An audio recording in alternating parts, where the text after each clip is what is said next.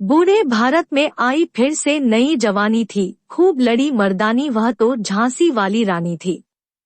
Hello दोस्तों, स्वागत है आपका धाकड़ एनिमेशन यूट्यूब चैनल में।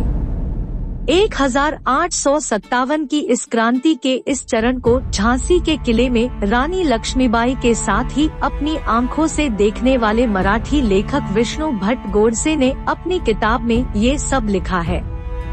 लगभग 12 दिन तक चली इस लड़ाई में वो झांसी के किले में रहकर इस रोए खड़े करने वाली घटना के साक्षी बने। अपने समय की ये इकलौती किताब है जो किसी भारतीय ने लिखी है। बाकी सब ब्यौरे अंग्रेजों की तरफ से लिखी गई किताबों और पत्रों में ही मिलते हैं।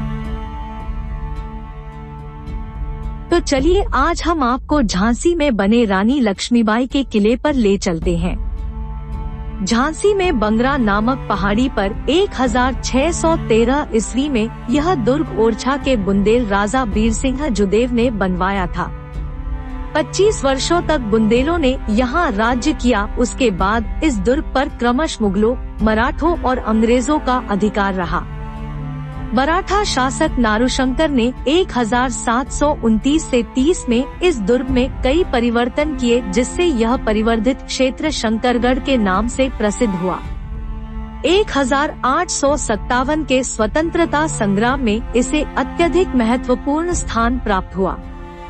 झांसी में रानी लक्ष्मीबाई के किले को देखने के लिए दूर दूर से लोग आते हैं।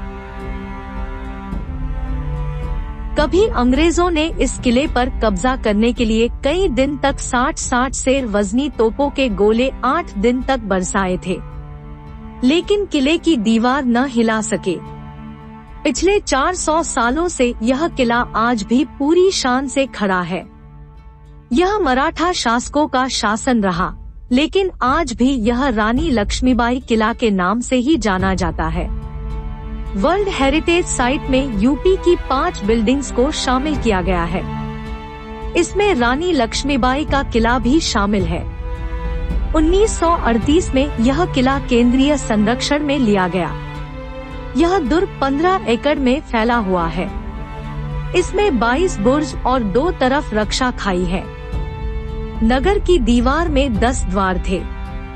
इसके अलावा 4 खिड़कियां थी।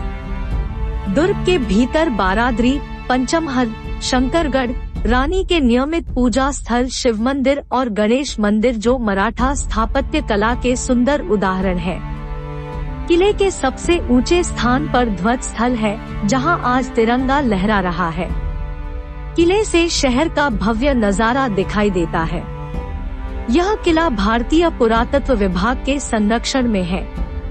पहाड़ी क्षेत्र में खड़े झांसी के किले से पता चलता है कि किले का निर्माण की उत्तर भारतीय शैली और दक्षिण भारतीय शैली से कैसे भिन्न है।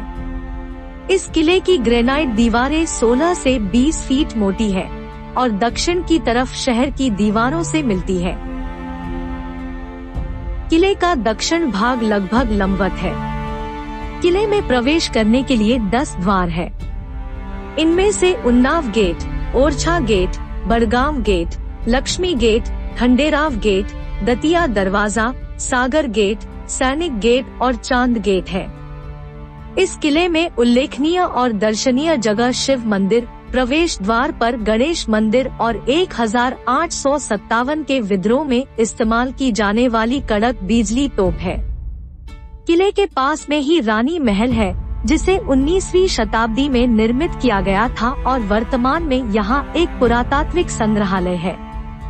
यह किला 15 एकड़ के एरिया में फैला हुआ है। रानी महल भारत के उत्तर प्रदेश राज्य के झांसी शहर में एक शाही महल है। इस महल का निर्माण नेवलकर परिवार के रघुनाथ द्वितीय द्वारा किया गया था।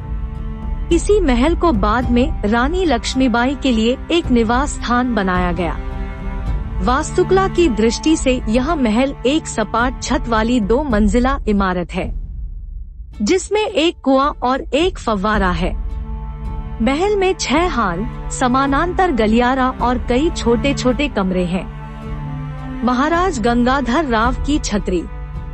यह छतरी झांसी के महाराजा गंगाधर राव को समर्पित है। गंगाधर राव झांसी के राजा होने के साथ साथ लक्ष्मीबाई के पति भी थे। इस छतरी का निर्माण उनकी पत्नी लक्ष्मीबाई के द्वारा ही करवाया गया था। महाराज गंगाधर राव की छतरी झांसी के महत्वपूर्ण स्मारकों में से एक है और यह छतरी झांसी आने वाले पर्यटकों के लिए आकर्षण का केंद्र बनी हुई है।